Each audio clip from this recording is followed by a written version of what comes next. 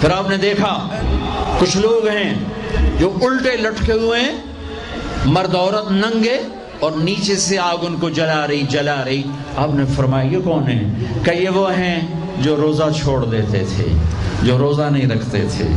ابھی گرمی کا روزے آ رہے ہیں، اللہ امتحان لے رہا ہے. گرمی اور سردی کے ساتھ اللہ آزماتا ہے. میرے عزیزو جوان رہو، روزے نہ چھوڑنا.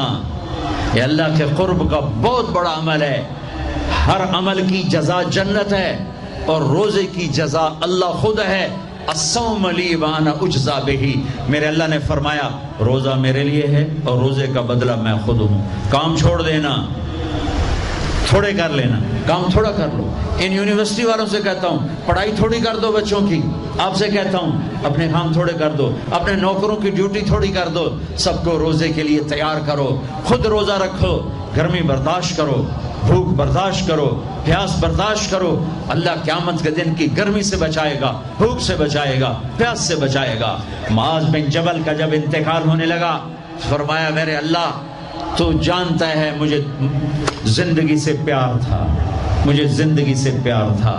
اللہ کی قسم میرے رب، تیری قسم میرے رب، پیسوں کے لیے نہیں، دنیا کے لیے نہیں، مجھے پیار تھا تیری بارگاہ میں لمبے لمبے سجدے کرنے کے لیے.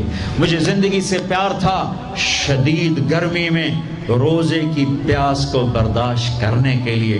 مجھے زندگی سے پیار تھا تیرے علم کو سیکھنے کے لیے، تیرے قرآن کو سیکھنے کے لیے. میں نے اس لیے دنیا سے پیار، زندگی سے پیار کیا کہ گرمی کی شدت کے روزے رکھوں، لمبے لمبے سجدے کروں، تیرے علم کی محفلوں میں بیٹھ کر تیرے علم کو حاصل کروں. اپنی اس جوانی کو استعمال کرو، بھوک سے لڑو، پیاس سے لڑو. جب پیاس لگے، جب بھوک لگے، ہاتھ اٹھاؤ. اللہ کی قسم تمہاری دعاؤں پہ عرش ہلے گا، عرش ہلے گا. بزدل نہ بننا، بزدل نہ بننا. روزہ نہ چھوڑنا، روزہ نہ چھوڑنا، بزدل نہ بننا. ایک جنگ لڑی گئی ہے یمامہ، 12,000 صحابہ، 1,00,000 مرتد مسلمہ کذاب کے ساتھی. ہائے ہائے ہائے، بڑی خوفناک جنگ تھی. اس میں 3,000 شہید ہوئے،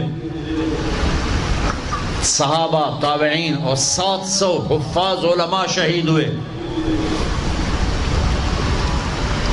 تو جھنڈا تھا زید بن خطاب کے ہاتھ میں، شہید ہو گیا، گر گیا.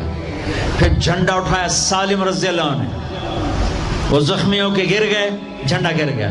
جھنڈا اٹھایا حبیب نے، وہ شہید ہو گئے، جھنڈا گر گیا.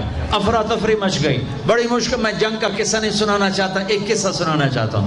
ایک صحابی زخمیوں کو تلاش کرتے ہوئے پانی پلا رہے ہیں، پانی پلا رہے ہیں، پانی پلا رہے ہیں. جا کے دیکھا تو حضرت سالم، وہ جنہوں نے دوسرے نمبر پہ جھنڈا اٹھایا تھا، ان کا سانس چل رہا تھا، اور اس میں پیاس کی شدت انتہا پہ ہوتی ہے.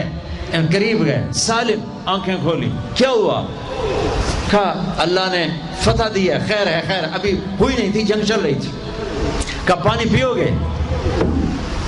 کہا میرے بھائی یہ میری ڈھال ہے، اس میں پانی ڈال دے، میرا روزہ ہے، میں زندہ رہا افطار کر لوں گا، اور اگر میں مر گیا تو میں اللہ کے دسترخوان پہ جا کے افطار کر لوں گا. اس حال میں روزہ نہیں چھوڑا. اور تم کہو جی گرمی بہت ہے، رکھے نہیں جاتے، چھٹی لے لو 1 مہینہ اپنی یونیورسٹیوں سے، لیکن روزے کی چھٹی نہ کرنا.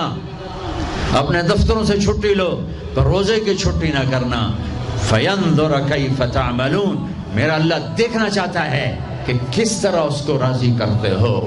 عاشق ہوں میں، عشق کماویں، دل رکھیں وانگ پہاڑاں ہو، سائے سائے بدیاں 1000 غلامیں کر جانے باغ بہاراں ہو. منصور جائے چک سولی دیتے جڑے واقف کل اسراراں ہو. سجدیں سر چائیں نبا ہو توڑے کافر کہن ہزاراں ہو.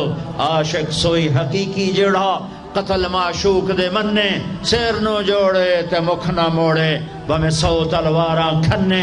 سچا عشق حسین علی دباہو، سر دتے تے راز نہ بننے.